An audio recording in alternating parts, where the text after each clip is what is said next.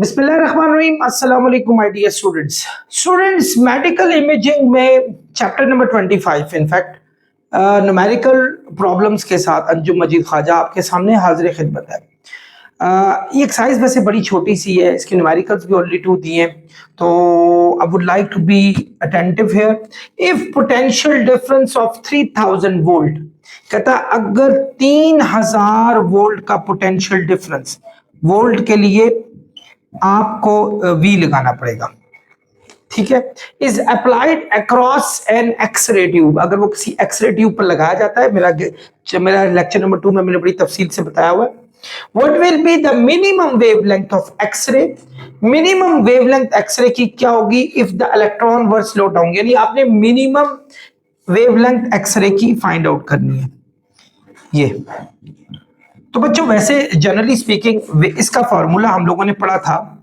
Minimum wavelength का formula होता है एच सी ओवर ईवी, ये हमारे पास फार्मूला था अगर याद हो तो। इसमें एच हमारे पास बच्चों प्लैंक कांस्टेंट था जिसकी वैल्यू 6.63 मल्टीप्लाई 10 टू रेज पर -34 जूल सेकंड होती है। सी स्पीड ऑफ लाइट को कहते हैं 3 मल्टीप्लाई 10 टू रेज पर 8 मीटर पर सेकंड।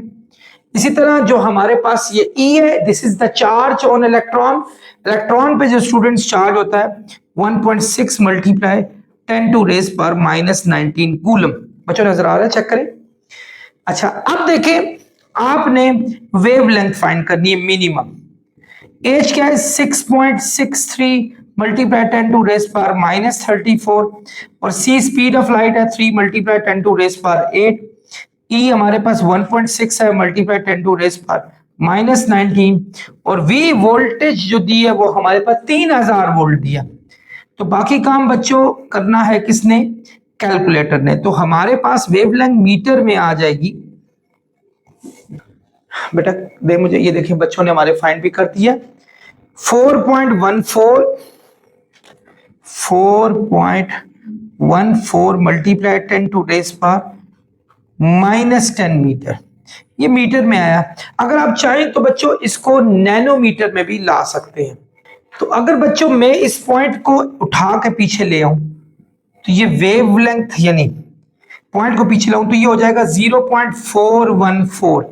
लेकिन आप लोगों को रूल का पता है कि अगर पॉइंट एक स्टेप पीछे आएगा तो हमारे पास पावर में 1 ऐड हो जाएगा, यानी -10 में अगर 1 ऐड हो जाए तो -9 आ जाता है, इन 10 पावर -9 आ जाता है। तो ये इसका फायदा ये होगा कि इसको नैनोमीटर भी कह देंगे, यानी नैनोमीटर हमारे पास वेवलेंथ आ गई। तो बच्चों this is our final answer.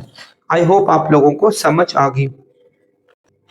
Students question number 2 है, find the voltage across x-ray tube through which an electron must be accelerated in order to generate the continuous X-ray of exactly 0.1 nanometer।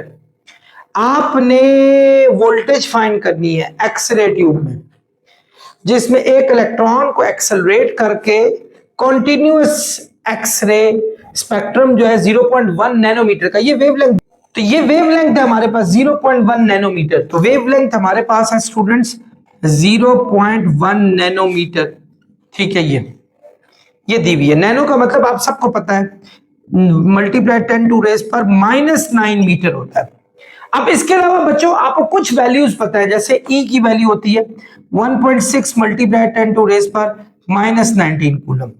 अब इसी तरह आपके पास कुछ तो ये जैसे voltage हमने फाइंड करनी है। इसके अलावा अगर आप देखें C speed of light 3 multiply 10 to raise पर 8 मीटर पर सेकंड और इसी तरह Planck constant 6.63 multiply 10 to raise पर -34 जूल सेकंड, और आपने वोल्टेज को फाइंड आउट करना है, ये चीज है।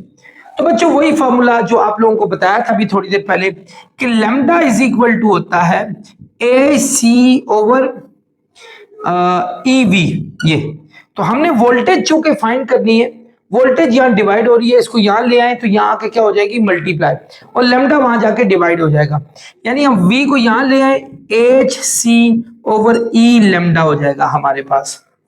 अब h क्या हमारे पास प्लैंक कांस्टेंट है, प्लैंक कांस्टेंट कितना है हमारे पास 6.63 मल्टीप्लाई 10 टू रेज पर -34।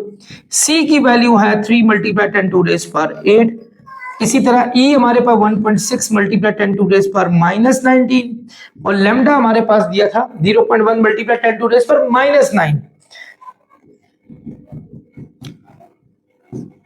अब जब हम बच्चों इसको सॉल्व करेंगे तो वोल्टेज हमारे पास बच्चों आपने किया, यस देखिए मुझे अभी ये हमारा आ रहा है 12,431 वोल्ट आ रहा है बच्चों। सो ये हमारा फाइनल आंसर इसका आ जाएगा। आई होप स्टूडेंट्स आप लोगों को ये समझ आ गया होगा।